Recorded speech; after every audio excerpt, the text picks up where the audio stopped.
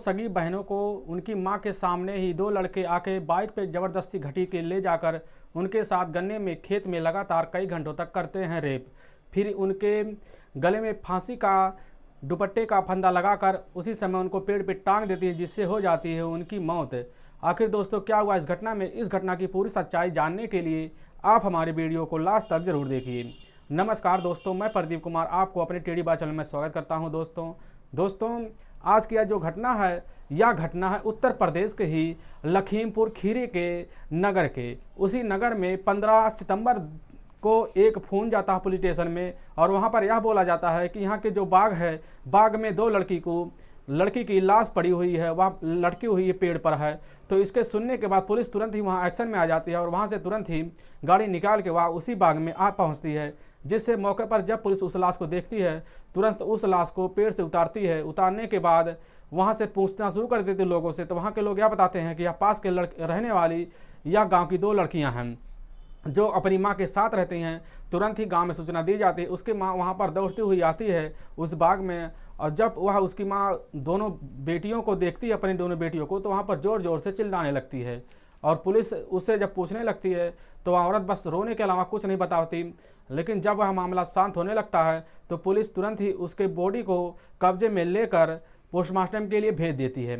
अब पुलिस फिर उसकी माँ से पूछताछ करना शुरू कर देती है। तो उसकी माँ जो होती वह बताने लगती है कि जब हम सुबह के टाइम होता है, कल के दिन था, सुबह का टाइम वहाँ पर हम बैठे होते हैं अपने चौखट के अंदर ही, तो हमारी जो बेटियाँ थी वह बाहर ही जा रही थी। तो उन्हें अचानक कोई ज़ोर से खींचने लगा, तो हमने देखा तो बाहर वहाँ से घसीटते हुए उन्हें दो लड़के बाइक पे बैठा लेते हैं।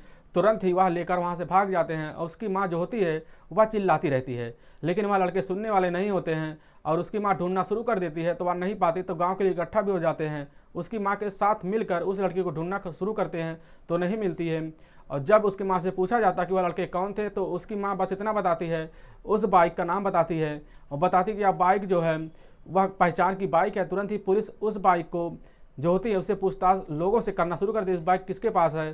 तो वहाँ के लोग बताते हैं कि यह बाइक हमने देखा थी, वहाँ के एक लड़का रहने वाला छोटू है, छोटू के पास ही यह बाइक पड़ा हुआ था।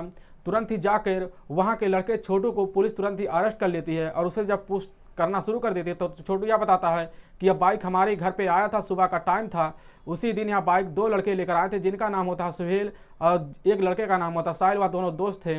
तो पुलिस तुरंत ही वहाँ जाकर उसी सुहेल और साहिल को तुरंत वहाँ से पुलिस उनके घर से अरेस्ट कर लेती है और ले जाकर उसी थाने में उनसे पूछताछ करना शुरू कर देती है और कड़ाई के साथ पूछताछ करना शुरू करती है। जब वह लड़के दोनों ही ज़्यादा टूट जाते तो वह सच्चाई कबूलने के लिए पूरी तरह तैयार हो जाते। वह इतना बताते हैं कि जब हम सुबह का टाइम होता है यहाँ पर मिलने के लिए इन दोनों लड़कियों से जाते हैं, तो हमारी वह दोनों लड़कियाँ हम दोनों को पहले से जानती थीं। और इसके बाद उन लड़कियों को जब हम हाथ पकड़ने के वहाँ ले तो हम मना करने लगे, जिससे वह चिल्लाने लगी। और जो उसकी माँ होती है वह सुन लेती है, तो हम उन्हें घसीट कर वहाँ से ले जाकर अपनी ही बाइक पर बैठा लेते हैं। और बैठाने के बाद वहाँ ले जाकर उनके साथ एक गन्ने का खेत था, उसी गन्ने के खेत में ले जाकर उनकी रजामंदी से हम दोनों बारी बारी उनके साथ संबंध बनाते हैं।